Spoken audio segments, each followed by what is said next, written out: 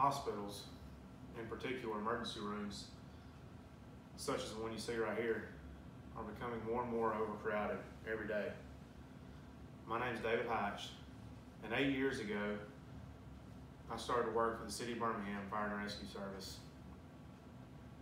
8 years ago, 80% of our calls, roughly, were for true emergencies. Today, those numbers are probably closer to 40, maybe 50.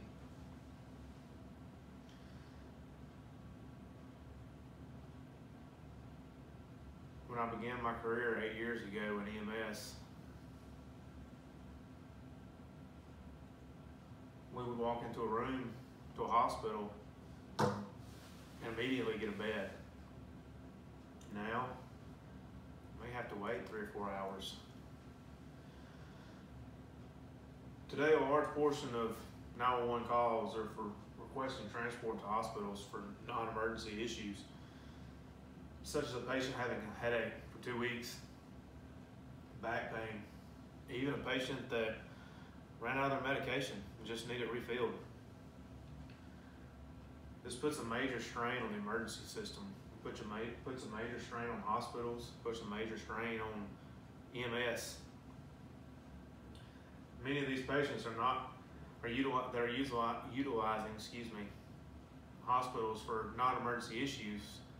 Could be seen in a primary physician, or even a doc in the box. Hospitals are becoming more and more overcrowded. One of the largest contributions are the people are not seeing a primary physician anymore. Instead, they're seeking their care in emergency rooms when they become ill. Many patients say that it's because of a copay issue. If you've seen in a primary physician, one of the first things they ask is for your copay, also for your insurance information.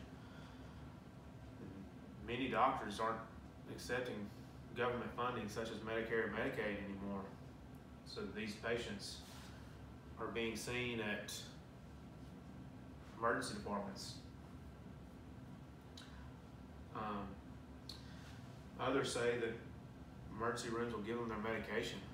If you go to a primary physician, then they're going to write you a prescription for that medication, and you're going to have to go to a pharmacy to get it filled. And that pharmacy is going to require your insurance or make you pay. Hospitals will send you home with that medication. Lastly, a few will say their next doctor's appointment's not for months down the road, or an emergency room, you can walk in the front door and be seen. According to the Robert Wood Johnson Foundation survey they did, the 3 main reasons people go to ERs over a primary physician are convenience, cost, and the quality of care they receive. Going to an ER is convenient. You can walk in the front door and be seen. Like I said earlier, the costs, you're being required to pay a copay when you go to your primary physician and have to have insurance. In ER, you don't. The law is they have to treat you whether you have insurance or not, whether you have that money for that copay or not. Many patients say that they receive better quality of care when they go to an ER. Hospitals operate under patient satisfaction. When you leave your stay at a hospital, you're going to receive a survey asking how your quality of care was, and you rate them, and hospitals receive funding off that quality of care. The ease for people in emergency room for medical puts strain on the emergency system and EMS. This in turn is going to delay care for someone else that may really need it. Wait times are increasing daily for patients. People believe that if they go to an emergency room, they can be seen faster. This is not always true. Once you go to an emergency room, they triage every patient that comes in the door, whether they come by ambulance or whether they come by through the front door. Patients that have the headaches for 2 weeks are going to wait. If a patient comes in after them with chest pain, then they're going to be seen first. Last week, there was a patient in a local hospital that waited over 24 hours to be seen by a doctor, and they walked out the door to go to another hospital. If no rooms are available, these critical patients are going to have to wait in the waiting room or on an ambulance stretcher.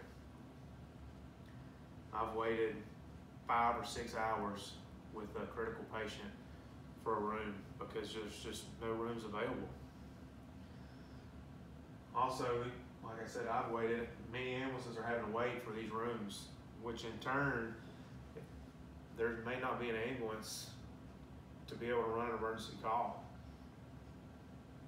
I've had situations of a wreck happening, and you have to call an ambulance from another district, another city nearby, which in turn is delaying care for that patient because somebody's had a headache for 2 weeks.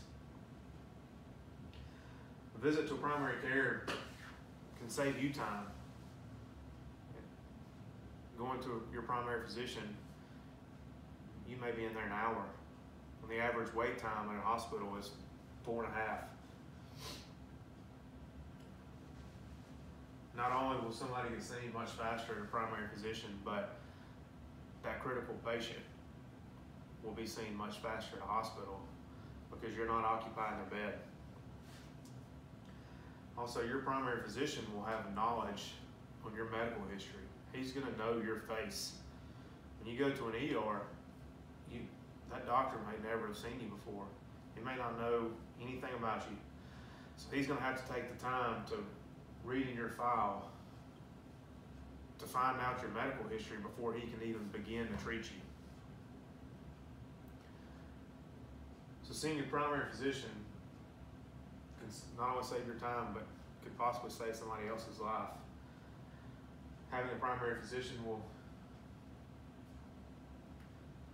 save you time. He's going to know your medical history, but as I was saying before, you go into a primary physician can save somebody else's life. That bed that you're occupying in the ER can save somebody else's life. That ambulance that you took to the hospital when it could be your family member having a heart attack that has to wait on another ambulance coming from another city, delaying the care.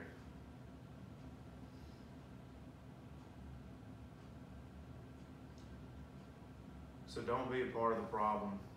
One of the major contributions to the strain on the EMS system. For your non-emergencies, go see a primary care physician. Don't be one of these people that is putting a strain on the emergency system for non-emergencies. Thank you.